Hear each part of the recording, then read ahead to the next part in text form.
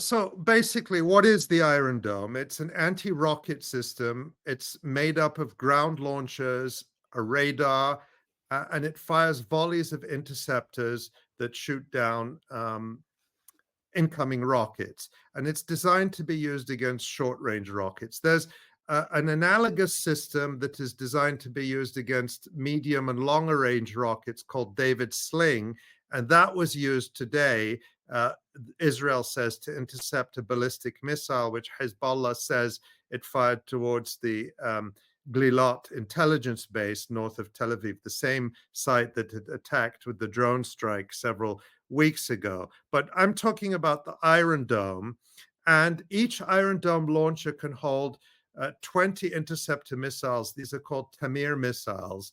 And Israeli media report that each interceptor missile costs between $70,000 and $100,000 per missile. And so if you think about that, if you have a launcher of 20 missiles and that goes off and each one is $100,000, am I doing my maths correctly? That's $2 million really per volley of these missiles.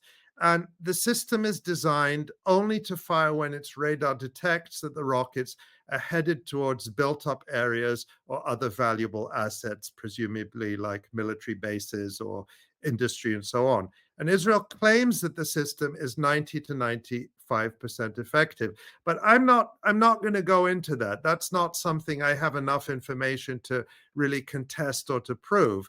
What I want to talk about is the Iron Dome in the context of a prolonged war of attrition. So in that sense, it clearly has limitations. And a major one is the availability of the interceptor missiles. And over the last few days, we have seen Israel firing huge numbers of interceptor missiles, almost certainly hundreds per day. And we can discern this by looking at the videos that are coming out of Israel that are being posted on Telegram channels and that are being, filmed just by ordinary Israelis on the ground, watching what's going on in the sky.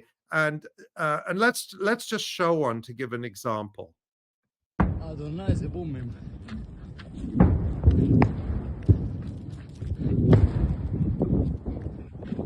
So you see there that I didn't count them precisely, but that's probably at least 20 little blasts, which each one represents a Tamir interceptor. So you're probably looking at about $2 million worth of smoke in that video.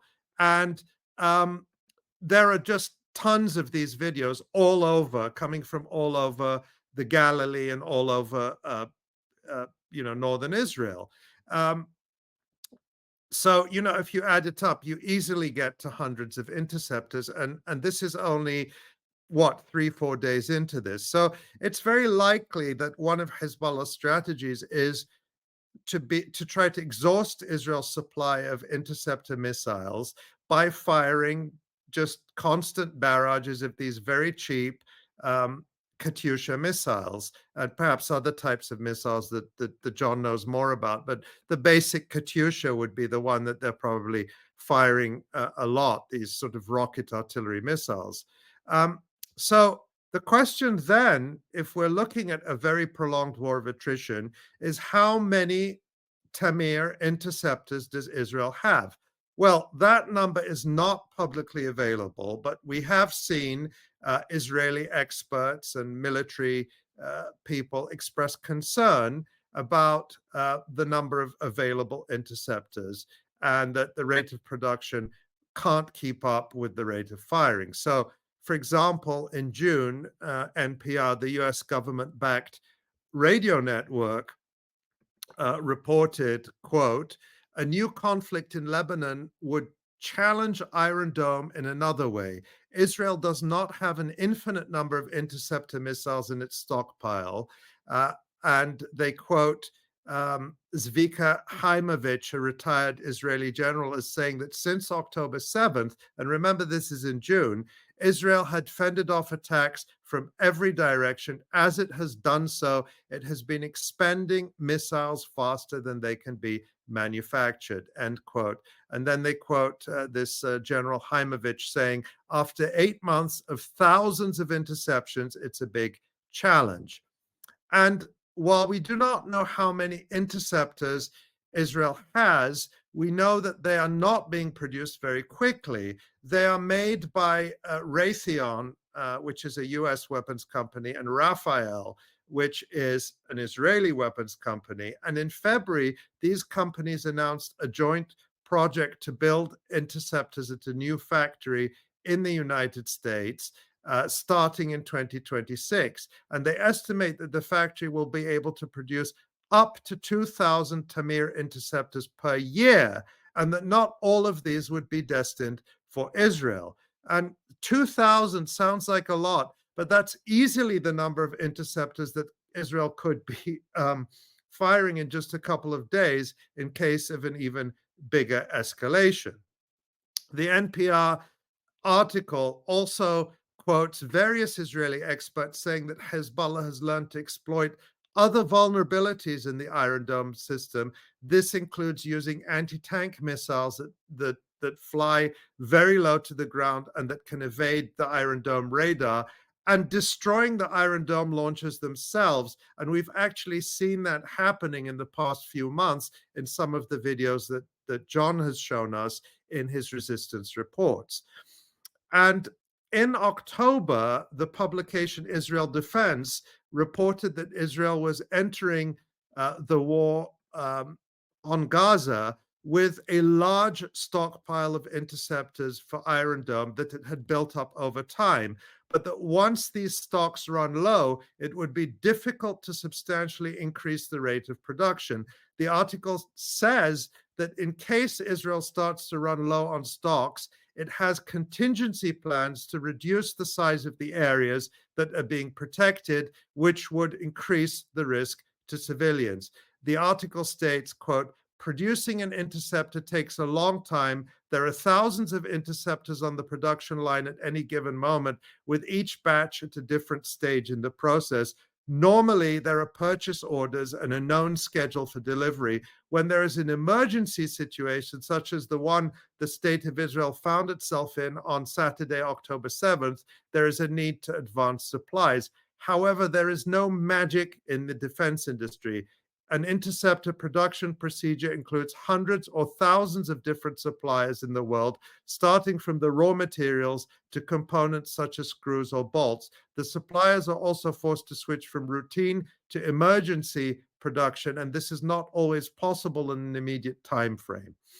And in 2021, retired Israeli Colonel Yossi Langotsky wrote in the Israeli newspaper Ma'ariv that Israel would not be able to rely on Iron Dome in case of a major confrontation with Lebanon. He wrote, quote, the cost of each Iron Dome firing is over $100,000. He's referring to the individual interceptors. And sometimes 2 missiles are used to intercept a single target.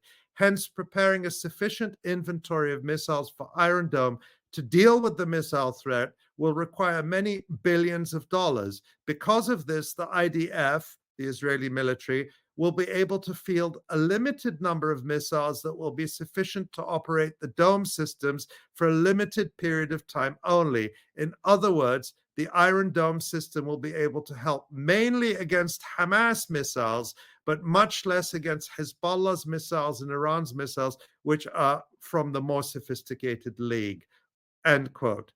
All of this raises the question of how well and how long Israel can fare in a prolonged war of attrition in which Hezbollah has tens, perhaps hundreds of thousands of these Katyusha rockets.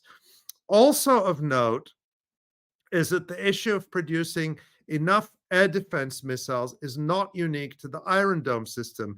The US is facing a severe shortage of Patriot air defense missiles because it has been using them up in Ukraine much faster than it can produce them. And there's lots of reporting on that.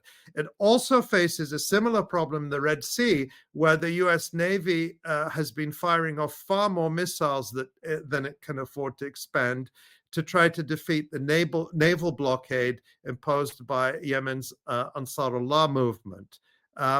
And at the root of this is that you have a US military industrial complex that is geared to producing small volumes of very expensive and complex weapon systems, which produce huge profits for arms companies. This is an observation that is made very often by Brian Boletic of the New Atlas, who analyzes some of the issues related to Patriot and other systems in detail. The US weapons industry is not geared to producing large quantities of simple, effective weapons. And he makes the contrast with Russia, whose arms industry can churn out very large numbers of weapons that are effective, simple, and essentially inexhaustible in terms of artillery shells and so on. And we've heard about the very cheap drones that are based on the Iranian-made Shahed drone. And in a sense, and I'd like to hear what John thinks about this, it's similar to the strategy that we've seen from Hamas over the past year, going back much longer, which was to build really simple weapons that they could have in very large numbers, like the Yasin, that